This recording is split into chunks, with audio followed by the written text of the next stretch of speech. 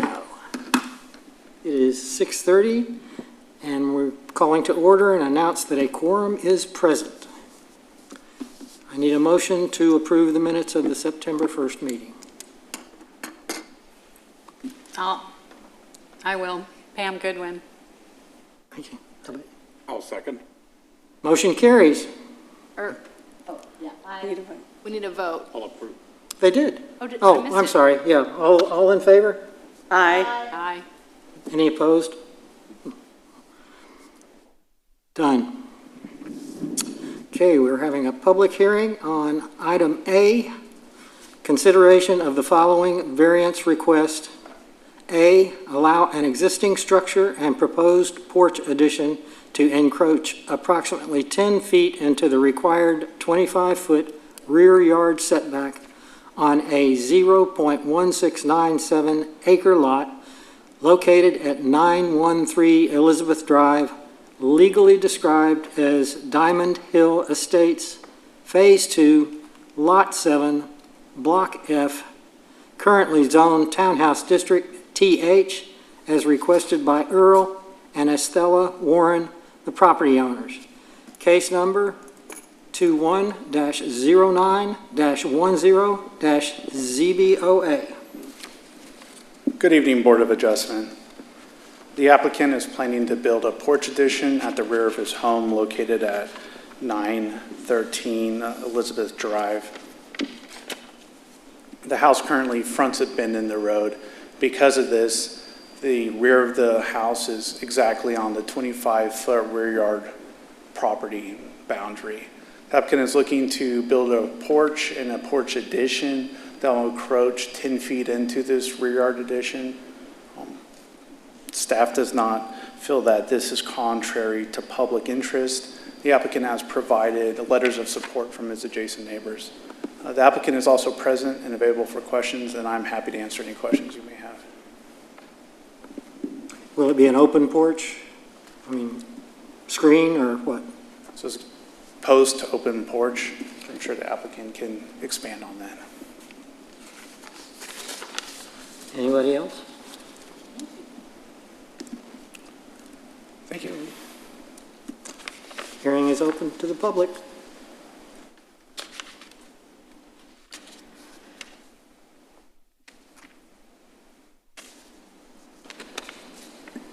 We have not received any cards indicating a wish to speak, but the property owner and applicant is here if you have any questions.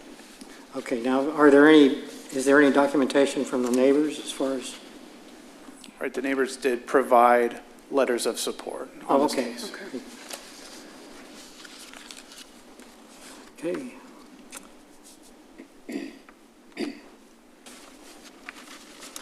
Well, I think there's no public discussion. We have a motion. I'll motion to approve. Second by Francis. Let's vote. Aye. Aye. Opposed? Motion carries. Thank you, Board. No further action is needed on that case, and staff will coordinate with the applicant about their building permits.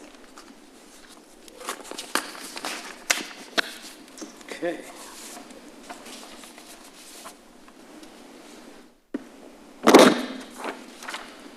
Good evening, board members. It's my pleasure to be here with you tonight to give you an overview of the upcoming bond election for the proposed public safety complex. So this bond election will come to a vote on November the 2nd so that voters can decide on issuing debt of $95 million for the proposed public safety complex. Voters will have the option to vote either for or against. So we will have to have a majority of 4 votes in order to for the proposition to pass. Also keep in mind, this will not be the only thing on the ballot. It is the only thing that the city has on the ballot, but there will also be amendments to the Texas Constitution on that ballot. So the proposition will basically state whether you are for or against the issuance of $95 million of general obligation bonds for the public safety facilities. That will include fire, emergency services, and police facilities. The council called the bond election to be held on Tuesday, November the 2nd, so that voters can decide the issuance of debt. And again, which I think this slide, we're going backwards, sorry about that. Let me go the correct direction. Okay, this slide shows the actual language. I won't go over all of this, but this is the actual language that will be on the ballot. And that came right out of our authorizing ordinance adopted on August the 16th. So now I've just got a series of kind of commonly asked questions. The first one is, why is the cost of the complex so high? And these type of facilities have a very high cost per square foot because they have a lot of specialized functions, much more than a typical residential, retail, or office building. And again, it's the economy of special design and all the equipment needs that are needed for this type of a building. The most expensive areas of the complex are the dispatch center, the fire apparatus bays, the holding areas, the property and evidence rooms, the crime lab, emergency operations center, and locker rooms. In addition, the emergency operations center is going to be hardened, and it will be able to withstand winds of 250 miles an hour. So basically a tornado could hit it. You really think about it, when we've got tornadic activity, that's when we need this personnel to be safe so that they can carry out their mission to serve our citizens in the time of an emergency. Next question is, would this increase our property tax rate? That answer is no. We have determined that the property tax rate would not need to be increased to fund the bond package, and there are several reasons why. The first one is that we have existing capacity under the debt portion of our rate. We also have a long-standing practice of retiring debt after about 16 years and refunding that debt when much lower interest rates are available. So that saves our citizens and our landowners, our citizens, a lot of money with their tax bill. We have access to extremely low tax rates on bonds due to our bond rating, which is AAA. That is the highest rating that you can get. So we are one of very few cities in the state of Texas. There's a very elite list of cities that have the AAA, so we're very fortunate. We also have a very, very solid tax base due to all the very sound decision-making over previous decades. So Louisville is, really on a course for success when it comes to our finances. Next question is, where would this be located? It'd be near the northwest corner of West Main Street and Valley Parkway, where our current police building and fire station number 1 are located. So in this illustration that you see on your screen, it's mostly the buildings that are illustrated in gray, and I'll have a little bit more details in some following slides. The next question is, what type of facilities would be included in the complex? So this will be combined. So luckily, combining a complex together with fire, police, and emergency management gives us the opportunity to have a lot of shared training space. Some of the features will include that hardened emergency operations center and public safety dispatch. Again, they would be able to continue operations in the event of a tornado. They'll also have a backup generator that will provide power for extended amount of time. We learned a lot of lessons during the extended freeze that we had in February 21. Also, fire station number 1 currently only has 3 apparatus bays, so that'd be expanded to 5 to accommodate equipment and staff for future growth. And then there would also be a 2-story parking garage at the rear of the complex, and that would provide secured parking and building access for fire and police employees, and also provide protected parking for special unit vehicles, which are often parked in unsecured areas. Another question is, how long would this building address our public safety needs? And we did a very thorough investigation with our team of consultants, and it's determined that what is proposed would address our needs for both departments through the entire full build out of the city.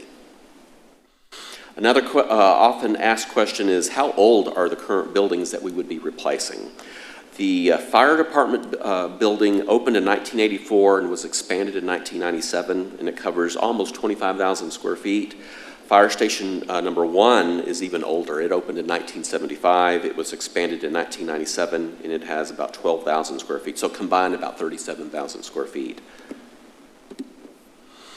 And then how would the space be allocated in the facility? This is a great schematic.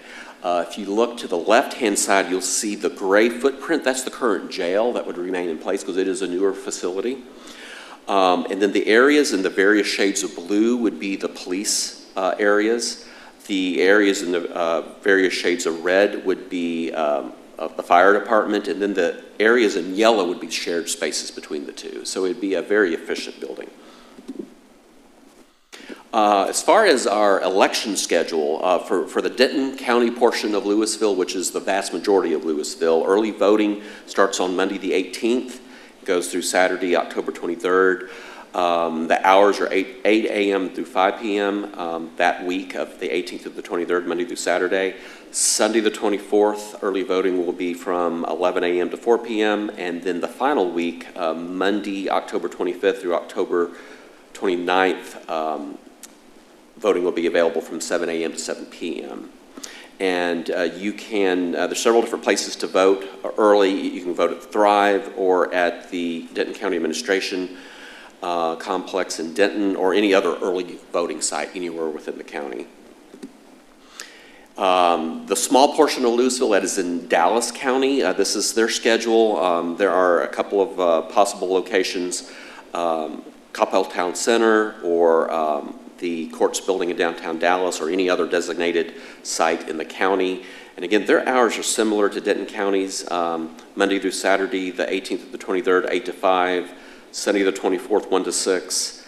Monday the 25th through Wednesday the 27th is 8 to 5, and then Thursday and Friday the 20th and 29th, 7 to 7. So the hours are a little bit different in the two counties, so you'll just need to make sure you double check before you go early vote. Then of course, everyone can vote on election day.